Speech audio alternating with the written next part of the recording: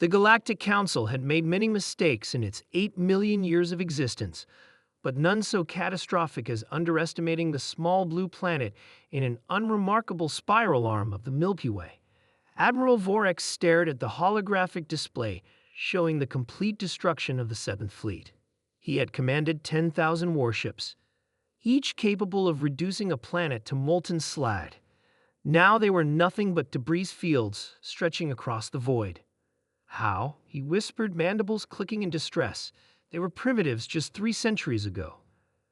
That was our first mistake, replied General Keel, her crystalline form shimmering with anxiety. We assumed their technological development would follow predictable patterns. The war had begun, as most galactic conflicts do, with a misunderstanding. Humanity had expanded to their first extrasolar colonies when they encountered the mining drones of the Traxian Empire. The drones, programmed to eliminate competition for resources, destroyed the human outpost on Europa. It should have ended there. A minor species putting its first tentative steps into space would naturally retreat after such a demonstration of power. That's what the simulations predicted. That's what every other species had done. Instead, humanity unified in a way that defied all sociological models. Nations that had spent centuries at each other's throats suddenly found common purpose. The war machine that assembled in the following decades shocked even the most pessimistic analysts in the Galactic Council. They're requesting to address the Council again, said an aide, interrupting Vorex's thoughts. Deny it, snapped Keel. We don't negotiate with. Except, Vorex interrupted. I want to hear what they have to say. The hologram shifted to show a human female in a simple black uniform. Commander Jackson, Earth Defense Force. Her expression betrayed no emotion, which unnerved Vorex more than rage would have. This will be brief, she stated. Your coalition has attacked human settlements on 17 occasions. Each time, we have responded with precisely proportional force. The destruction of the Seventh Fleet was in direct response to your attempt to deploy antimatter weapons against Mars. Vorex bristled. Your species harvested a gas giant. You stripped Jupiter of its resources in less than a decade. Jupiter is within our system, who did not venture into Traxian space. The law off. Your laws, she interrupted. Not ours. We never signed your treaties or agreed to your boundaries. General Keel moved forward. Your technological development is unprecedented. You've weaponized physics we considered theoretical. The Council demands access to. No, Jackson said simply. We've studied your history, Admiral. For millions of years, your Galactic Council has systematically stripped resources and technology from lesser species. You classify, categorize, and control. Species that resist are made examples of.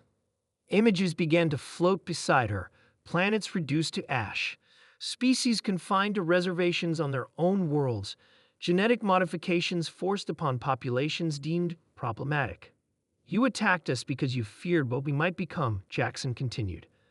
But in doing so, you created exactly what you feared. We now possess the capability to destroy your capital worlds. We've mapped your supply lines, defense systems, and communication relays. The room fell silent. But we don't want to, she added softly. Unlike you, we don't believe advanced technology grants the right to dominate. We simply want to be left alone to develop on our own terms. Admiral Vorex felt a cold dread settle in his core. The human wasn't bluffing. Somehow, in just 3 centuries, they had leapfrogged past technologies that had taken other species millennia to develop. Your terms, he asked cautiously. Recognition of Earth and all human colonies as sovereign territory. Non-interference in our scientific and cultural development. Fair trade agreements with any species that wishes to engage with us peacefully. General Keel hissed. And if we refuse? Commander Jackson's expression remained unchanged. Then we'll demonstrate why that would be unwise. The transmission ended, leaving the council chamber in stunned silence. They're barbarians, Keel finally said. We cannot allow them to dictate terms. Vorex turned to his old friend. Did you not see their ships? They've developed phase-shifting technology that our weapons cannot target. Their energy output suggests they've mastered zero-point energy. And their industrial capacity, he trailed off, remembering how they had stripped Jupiter bare, what should have taken centuries. We pushed them, he continued. We threatened their existence, and they responded by becoming something new, something the galaxy has never seen before. An aide rushed in, trembling. Admiral, we're receiving reports. Earth vessels have appeared simultaneously at all 7 of our core worlds. They're just waiting. Vorax nodded, understanding dawning on him. The humans hadn't just developed faster ships. They had somehow solved faster-than-light travel in ways the Council's best minds had deemed impossible. Send a message to all fleets, he said quietly. Stand down, and prepare terms of recognition for the Earth Confederation. As the Council scrambled to respond on distant Earth, the President received Commander Jackson's report with a grim nod. They'll try again, he said. Once they've studied our technology, gathered their forces. Of course they will, Jackson agreed. But by then, we'll be ready for whatever comes next. She gazed at the holographic display showing Earth's newly completed Dyson swarm, thousands of habitats and energy collectors orbiting their sun, the first stage in humanity's grand plan.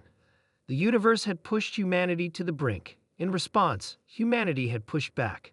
Species across the galaxy would soon learn a lesson that Earth's own history had taught its people millennia ago. Those who carelessly provoke can find themselves facing something far more dangerous than they anticipated. Sometimes you truly do find out